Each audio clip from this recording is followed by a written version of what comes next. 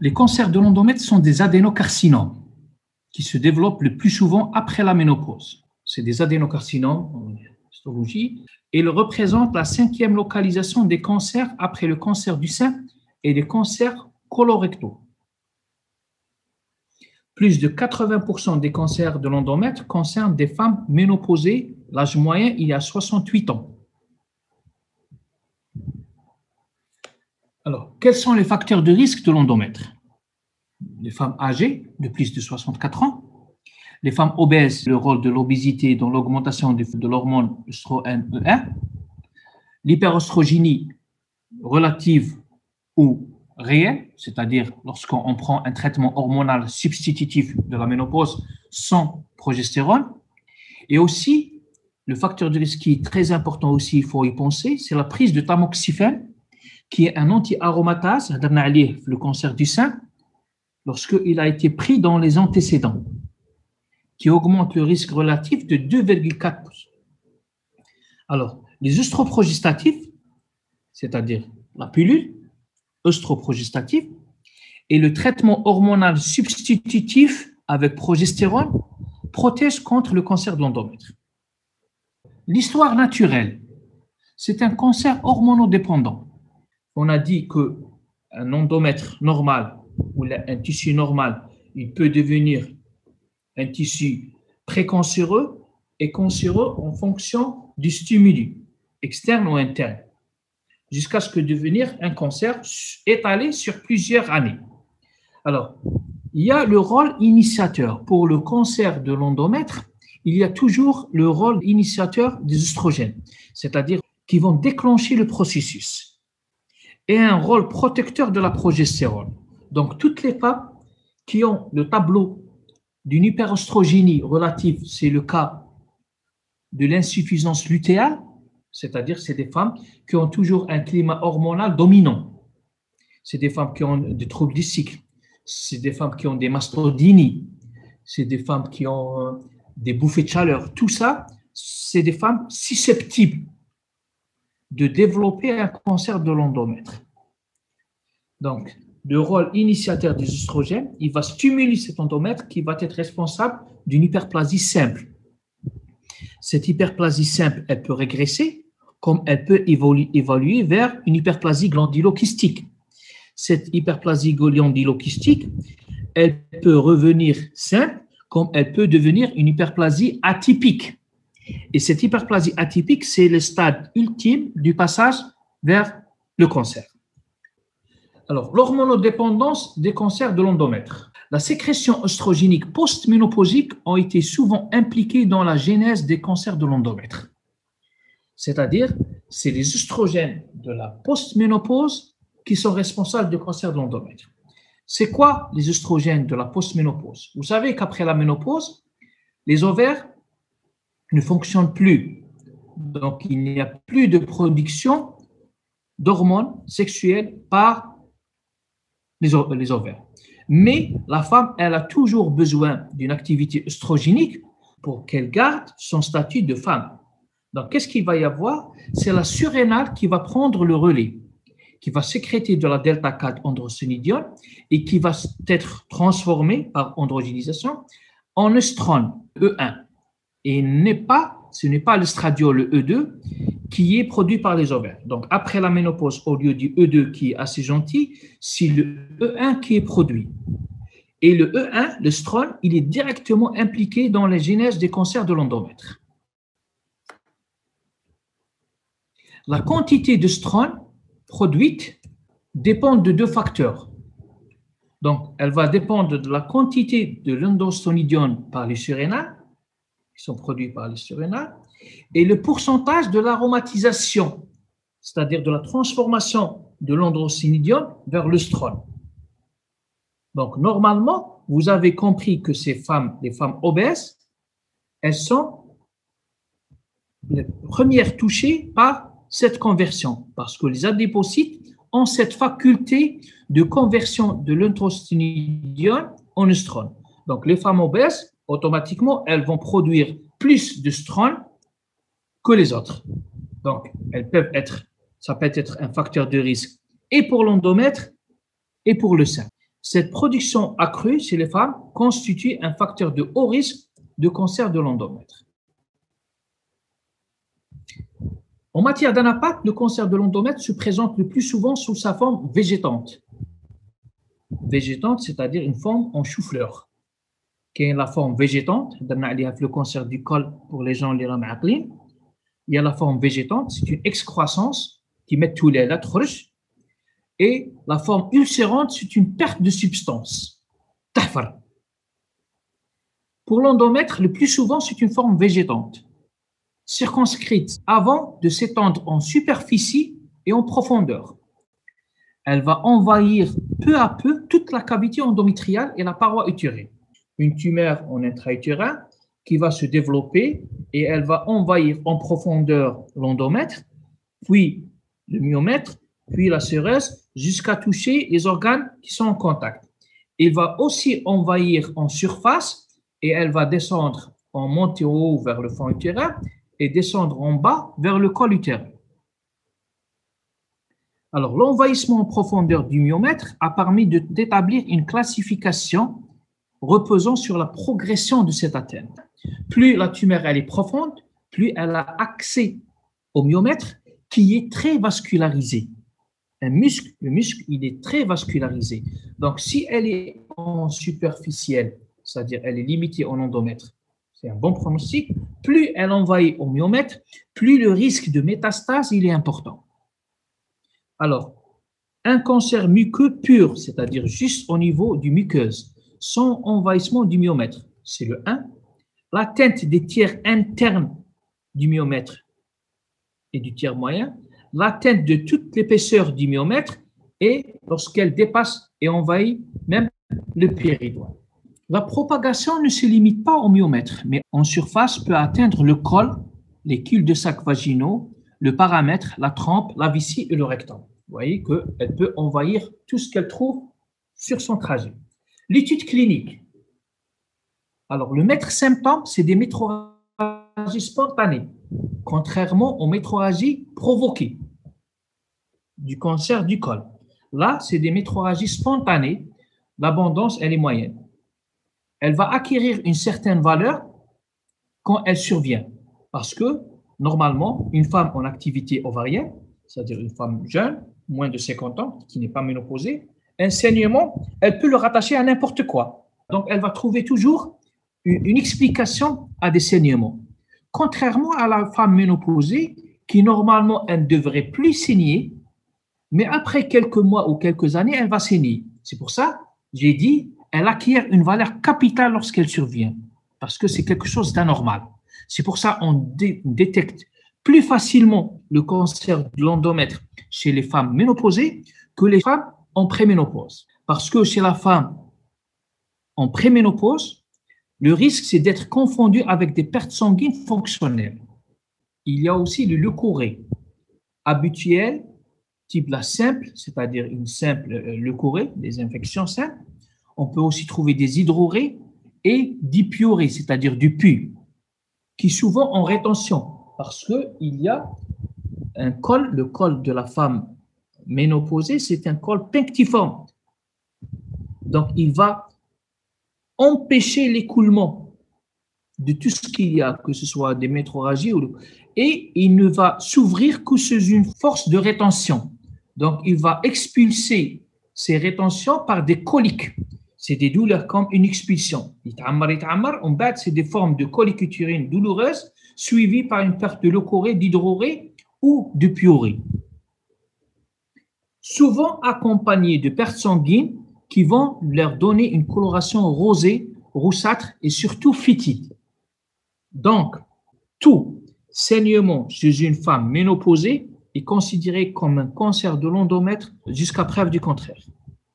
La deuxième, toute infection est considérée comme un cancer de l'endomètre sur la femme enceinte jusqu'à preuve du contraire. Parce que la femme ménopausée ne doit plus saigner, c'est terminé. Et du fait que le col il est quasiment fermé, elle ne peut pas développer une infection haute. Donc, s'il y a une infection qui se manifeste sous forme de leucorrhée, d'hydrorrhée, de piorrhée, ça veut dire qu'il y a une tumeur en haut qui est responsable de ça. L'examen peut être difficile après la ménopause. On a dit que l'examen gynécologique, du fait de l'atrophie du vagin et de l'obésité, l'examen gynécologique, il est difficile, mais il faut le faire. D'abord, un examen au spiculum qui doit éliminer un cancer de l'exocole. Et des fois, un examen au spiculum, il va révéler le polype. C'est un polype sentinelle de l'atteinte néoplasique profonde. Le polype sentinelle, c'est comme s'il y a quelqu'un qui est en train de voler et l'autre qui fait le guet, qui est en train de surveiller. Le fait de trouver le polype, on va dire, puisque qu'il y a un polype au niveau du col, ça veut dire qu'il y a quelque chose derrière, il faut aller chercher. C'est le polype sentinelle. Et l'examen au spiculum, il permet aussi de confirmer l'origine endo-utérine de tout ce qu'il peut y avoir, soit des pertes, soit du saignement. Le toucher vaginal, il va permettre de reconnaître l'augmentation du volume de l'utérus, parce qu'un utérus, c'est une femme ménopausée, il doit être atrophique. Le fait qu'il est volumineux, ça veut dire qu'il y a une activité à l'intérieur. Et on peut aussi avoir cette sensation d'une figue mûre, figue carmosa, c'est-à-dire la tonicité de l'utérus. On ne va pas la ressentir lorsqu'on fait un toucher vaginal sur une femme porteuse d'un cancer de l'endomètre. Alors, l'échographie qui suit l'examen clinique, elle va mesurer l'épaisseur de l'endomètre. Regardez cette image. Voilà la tumeur. Elle va mesurer cette distance. Elle va nous donner les dimensions de l'utérus. L'hysterographie, qui est un examen très, très intéressant en matière de cancer de l'endomètre. L'hysterographie, elle va préciser la localisation. La localisation, regardez cette image d'utérus en tête de taureau, si vous voulez, et cette image lacunaire. C'est comme s'il y a une amputation. Ça veut dire qu'il n'y a pas une imprégnation de cette zone par le produit radio-opaque. Et elle va aussi renseigner sur l'extension de cette tumeur qui se traduit par une image de défect localisée mal limitée. C'est l'aspect nuageux ou marécageux, l'image nuageuse ou marécageuse, ou une image en mie de pain.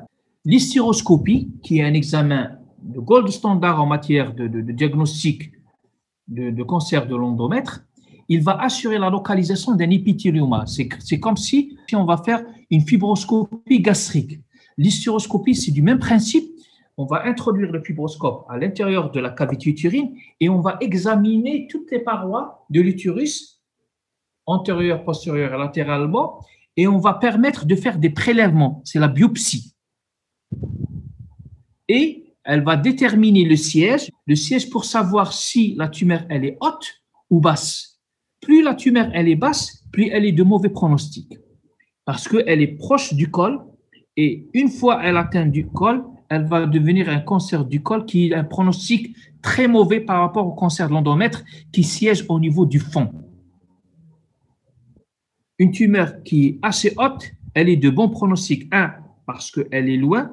Plus l'accès à la vascularisation, il est rapide parce que le col, la zone du col et les paramètres sont très vascularisés. Toujours dans le bilan d'extension, un scanner abdominopelvien pour l'étude des ganglions pelviens, des ganglions lombo-aortiques et pour l'évaluation des extensions tumorales dans le muscle utérin et les paramètres. C'est-à-dire, avec le scan ou l'IRM, on va voir le rapport de cette tumeur avec l'organe qui est l'utérus et même les organes de voisinage. Mais surtout, les ganglions pelviens pour voir s'il y a une extension tumorale dans les paramètres et les voies urinaires. L'échographie hépatique à la recherche des métastases hépatiques et une cytologie endocavitaire, c'est-à-dire ce qu'on a fait, le prélèvement, ce qu'on a fait tout à l'heure, soit à l'aide de la sonde de Novak, soit à l'aide d'un curetage ou de l'hystéroscopie. Là, la cytologie, contrairement à l'histologie, sa positivité seule est retenue. Je vous ai dit la dernière fois que pour la cytologie, elle n'a de valeur que si elle est positive. S'il y a une cytologie négative et l'image radiologiques ou échographiques en faveur, il faut en refaire. Pour ce qui est des localisations topographiques, alors les formes du fond et du corps utérin qui sont les plus fréquemment observées, c'est-à-dire les localisations au niveau du fond utérin et au niveau du corps.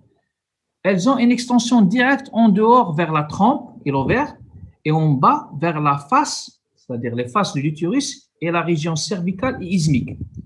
Le drainage de l'air lymphatique vers les chaînes latéro-aortiques exceptionnellement atteintes.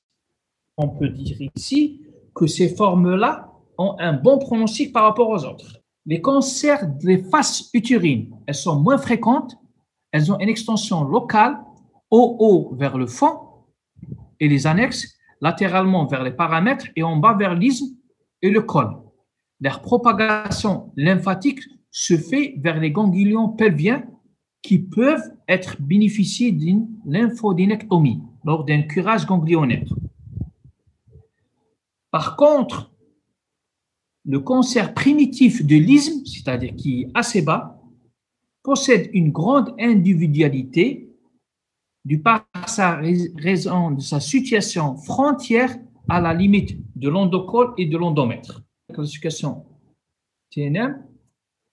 Le TIS, c'est un carcinome in situ qui est pré-invasif. Le T1, c'est un cancer limité au corps utérin, limité au corps. Là, il y a deux sous-classes, le T1A. Là, si on fait une hystérométrie, c'est-à-dire on va mesurer la profondeur de l'utérus, si la cavité utérine elle est inférieure à 8 cm, on le classe en A. Si la cavité utérine elle est agrandie, c'est-à-dire supérieure à 8, on va le classer en B. Le T2, c'est un cancer qui atteint le col. Et je vous ai dit, lorsqu'il atteint le col, automatiquement, il va être considéré comme un cancer du col et le prendre en charge comme un cancer du col. Le T3, c'est un cancer s'étendant au-delà de l'utérus, c'est-à-dire envahissement du vagin, mais qui reste à l'intérieur du petit bassin. Pour le 4, c'est un cancer atteignant la muqueuse de la vessie. À travers la paroi utérine, il va atteindre la vessie, ou en arrière, qui va atteindre le rectum, mais reste quand même au niveau du petit bassin. Pour le T4A, c'est un cancer atteignant la vessie ou le rectum uniquement. Pour le T4B, lorsqu'il s'étend au-delà du petit bassin, c'est-à-dire on trouve une métastase hépatique, par exemple. Pour l'atteinte ganglionnaire, le NX, il n'y a pas de preuve d'une atteinte ganglionnaire. Pour le N0 négatif, c'est-à-dire les examens cliniques et paracliniques ne témoignent pas d'une atteinte ganglionnaire. Pour le NA, c'est des ganglions qui sont régionaux. Pour le N2, c'est les ganglions para-aortiques à proximité de la bifurcation des artères iliaques primitives. Pour le M0, il n'y a pas de métastase. Et pour le M1, présence de métastase à distance. Là aussi, il faut faire attention que l'atteinte des ganglions lymphatiques inguinaux considérée comme une métastase et comme pas une atteinte ganglionnaire. Atteinte des ganglions lymphatiques inguinaux. Voilà la classification en schéma. Regardez, lorsque il est limité, c'est le 1-1. Là, c'est le 1B. Le 2, regardez, il arrive au niveau du col. Le 3, il va atteindre la trompe et l'ovaire. Le 3B, il va toucher latéralement avec atteinte ganglionnaire de la bifurcation aortique. Regardez. Et là, il envahit complètement le petit bassin. Regardez, la vessie en antérieur, le rectum en postérieur. Et lorsqu'il est disséminé, lorsqu'il touche soit l'épiplan, soit le foie, il est considéré comme un 4B.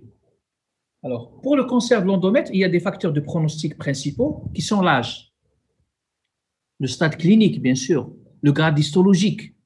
Le grade 3A a une valeur pronostic péjoratif. Le degré d'infiltration du myomètre, c'est complètement logique. L'envahissement ganglionnaire, pelvien et lombo-aortique. Et le type histologique. Vous savez que les carcinomes papillaires séreux, adénosquameux et les cellules claires et les carcinosarcomes sont de moins bons pronostics, c'est-à-dire que ces carcinomes-là sont de mauvais pronostics. Alors, quelles sont les indications? En matière de classification, lorsque on est devant un carcinome in situ, il suffit de faire une hystérectomie et le problème est réglé. Mais une fois on passe au mode invasif, ça devient insuffisant. Là, pour le stade 1, c'est une hystérectomie sans conservation, c'est-à-dire une hystérectomie totale plus annexectomie bilatérale. On enlève les ovaires, le col et le reste. Et on fait des prélèvements ganglionnaires veineux. Si l'envahissement il est inférieur à 50% du myomètre, c'est-à-dire la moitié du myomètre est atteinte, le grade 1 ou 2 et les ganglions sont négatifs, on se contente d'une curothérapie vaginale. Je reprends. Pour le stade 1, on va faire une hystérectomie sans conservation, c'est-à-dire on ne laisse pas les ovaires, on enlève tout. Et on va faire un prélèvement des ganglions. Après le résultat de l'anapathe, si l'anapathe, le myomètre, il a été touché dans la moitié, mais ça ne dépasse pas le moitié, que le grade histopronostique, il est juste le 1 ou le 2, ce n'est pas le 3, et que les ganglions prélevés sont négatifs, là, on va se contenter d'une curothérapie vaginale. Si, par exemple, l'anapathe, il nous dit que plus de la moitié a été touché du myomètre, que le grade histopronostique, il est à 3, et que les ganglions prélevés sont envahis, là, en plus de la curothérapie, on va rajouter la radiothérapie pelvienne sur cette zone. Pour le stade 2, on fait le Shell. Le Shell, c'est quoi? C'est CHL, c'est la colpo-hystérectomie élargie plus lymphadénectomie. C'est-à-dire, on va enlever l'utérus avec les annexes, bien sûr, et on va enlever une large colorette vaginale, c'est-à-dire on va enlever une grande partie du vagin, et une lymphadénectomie avec curage ganglionnaire. Si il y a une atteinte ganglionnaire confirmée, on fait la radiothérapie dans tous les cancers. S'il y a atteinte ganglionnaire, la radiothérapie. S'il n'y a pas une atteinte ganglionnaire, on fait une curothérapie juste pour stériliser la zone vaginale pour qu'il n'y ait pas une récidive locale.